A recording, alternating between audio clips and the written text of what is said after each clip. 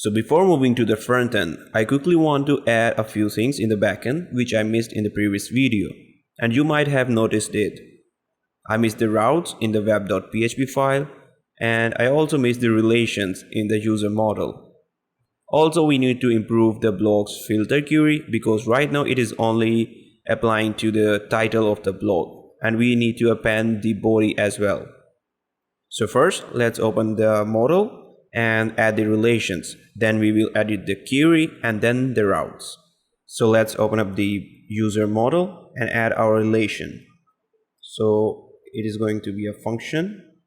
The name is blogs, and it is going to return this has many, and the related model, which is blog. The foreign key is creator ID, and the local key is ID. And actually that is pretty much it. But there is one more method I would like to add, one more relation. So let's create another relation for image.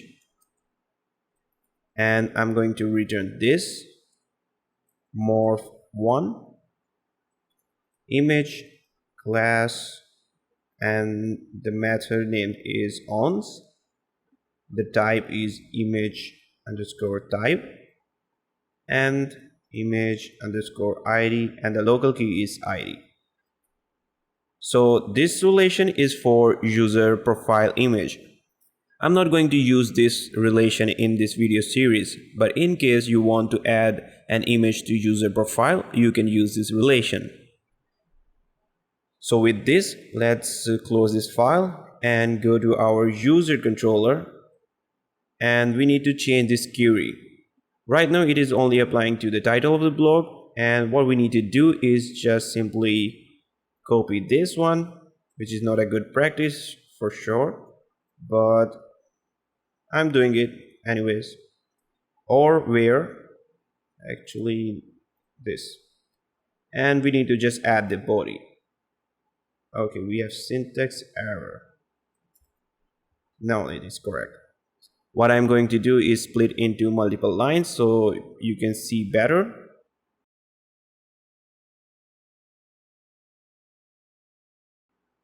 Alright, so that's it for the query as well. Now we are gonna write the routes. So let's open up our web.php and insert all our routes. So inside this web.php, I'm just going to remove this dashboard route, and what I'm going to do is create another one. So I'm going to say route get, the URL is going to be dashboard, and let's define our controller, user controller class, and the method name is going to be home.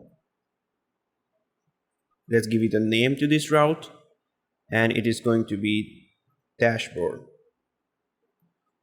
And we also need to define the middleware on this because it will be an authenticated route. So we are just going to use middleware auth.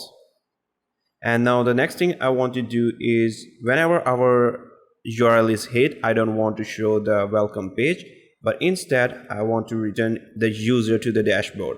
So what I'm going to do is return redirect route and the route name. So what it will do is whenever our URL is hit, the user will be redirected to the dashboard if he is authenticated. Otherwise, user will be automatically redirected to the login page.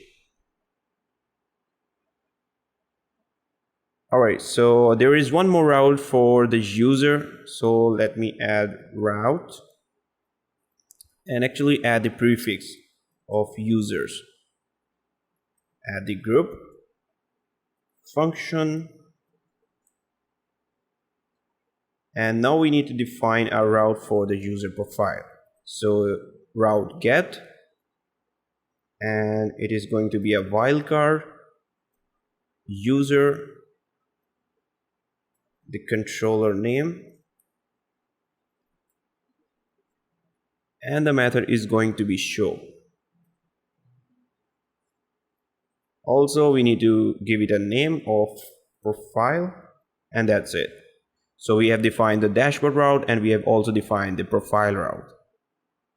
Let's also add the middleware to this route group as well. So I'm just going to say middleware and auth. So that's it. Now we need to create routes for our blog. So here I'm just going to say route prefix blogs, or we can simply use blog, and a group of routes. So now let's create our routes. The first one is actually for creating a blog post, which is going to redirect the user to the create page. So it is going to be /create. The controller is blog controller class, and the method name is create. So let me just give it a name of blog.create. The next route is definitely the one to store this blog post. So it is going to be of type post. The URL is going to be store. The controller is blog controller, and the method name is store.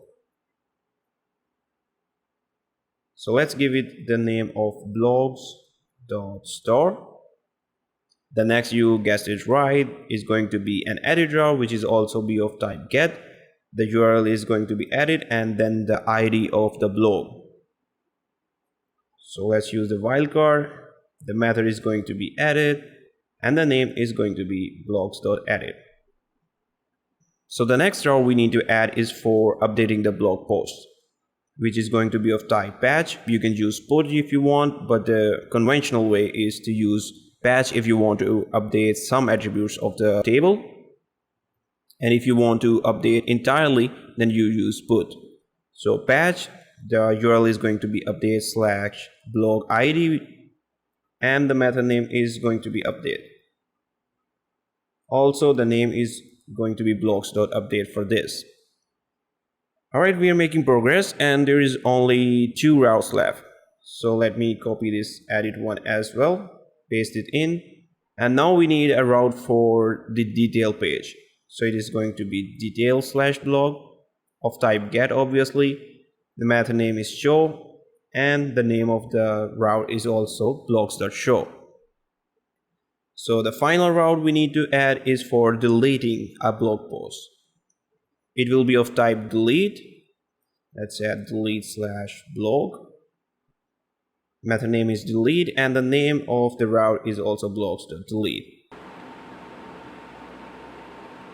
So that's all the routes, and we need to fix one thing. You can see that I've created one route with this middleware auth and one route with this middleware auth.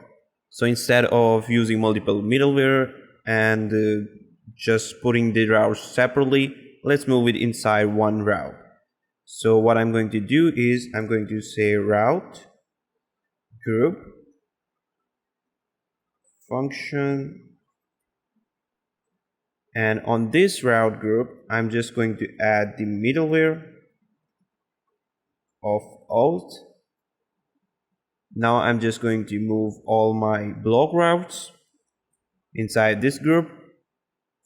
So now I'm also going to remove this from here and paste it here, and now we can get rid of this middleware auth, and same goes for the dashboard route.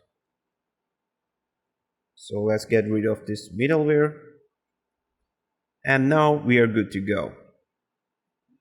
And that's it. So we have configured our backend. Now let's go ahead and create our frontend.